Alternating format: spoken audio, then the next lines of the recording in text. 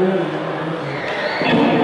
right, can we have the Patriot Guard make their way to the front? How are we all doing out there? We'll ask one more time, how's everybody doing? There we go.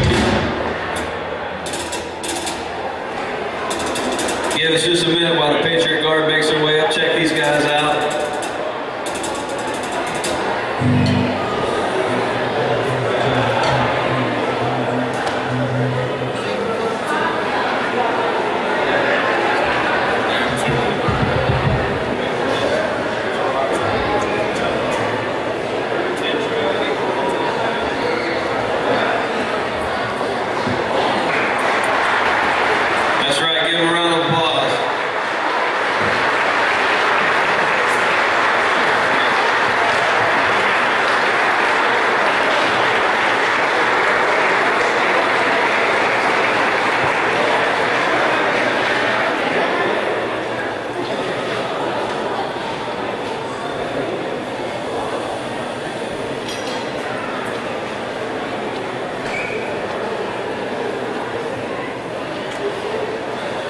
All right. First off, thank you all for coming.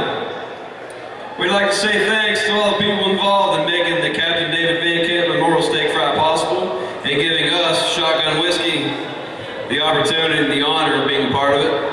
It's a pretty big deal. We were all either friends, classmates, teammates with David. So it's a pretty big deal for us to be here, having a good time with all you.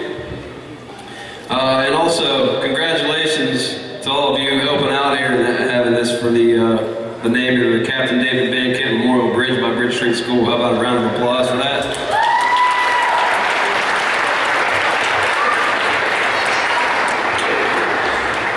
We also like to thank all the people who purchased the ticket for this good cause, showing up to donate their time and money and their respect, and that would be all of you, so give yourselves a round of applause.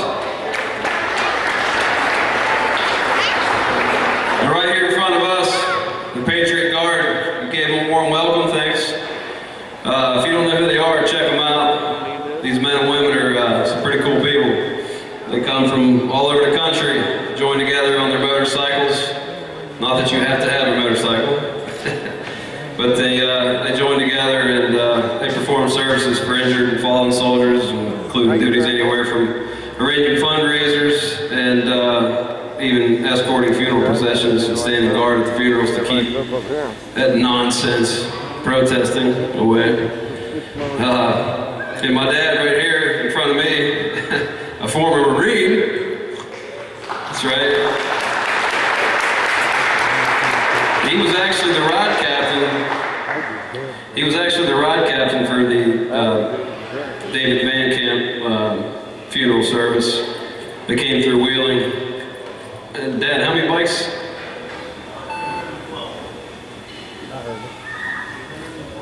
They had 312 motorcycles escort the David Van Camp's casket through Wheeling. So how about a round of applause for that?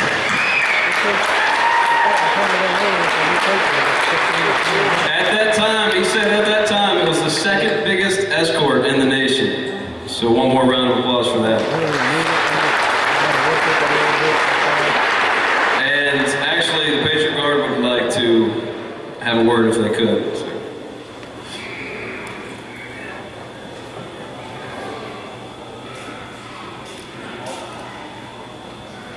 Susie, come on up and you can talk in the microphone if you'd like. Not to make you any more nervous. Linda? Where are you, Linda? Can you come up here?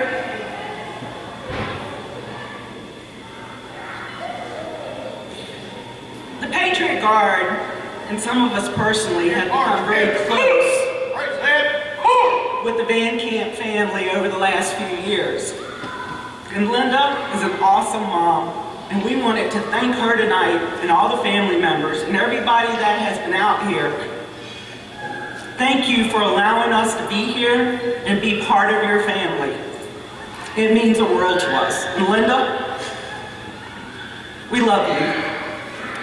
And these flowers come from all of us, and thank you for allowing us to honor your son every day.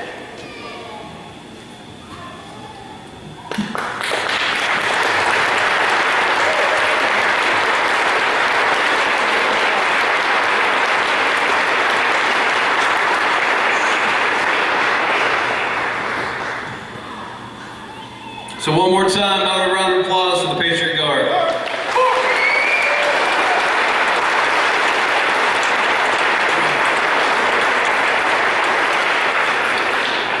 And last, certainly not least, we'd like to invite all of the veterans currently serving or past serving to please come forward and be recognized if you're here. Come on up, don't be afraid.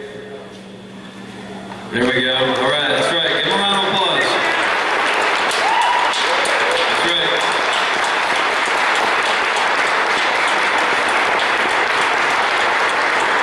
Come on up.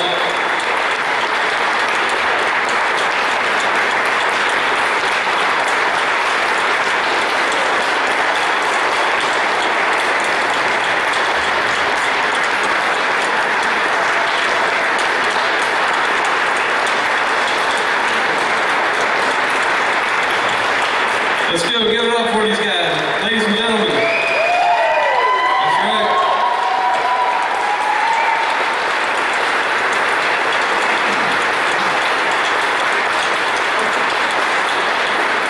We want to thank you guys, all veterans, for everything you do for us and for this great nation we live in. Unfortunately, as we all know, not all soldiers make it home. So we now ask that all of you join us for a moment of silence to honor and remember Captain David Van Camp and all the fallen soldiers who have given their lives for our freedom. And we ask that you please remain silent for reading of a version of a Johnny Cash poem and the playing of the national anthem.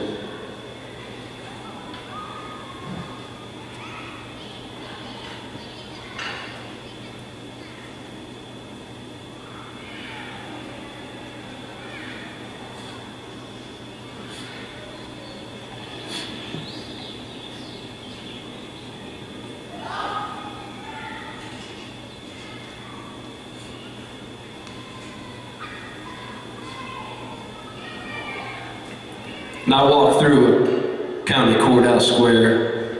On a park bench, an old man was sitting there. I said, "Your old courthouse is kind of run down." He said, "Nah, it'll do for our little town." I said, "Your flagpole has leaned a little bit, and that's a ragged old flag you got hanging on it." He said, "Have a seat," and I sat down. "Is this the first time you've been to our little town?" I said, "I think it is." He said, "I don't like to brag, but we're kind of proud of that ragged old flag.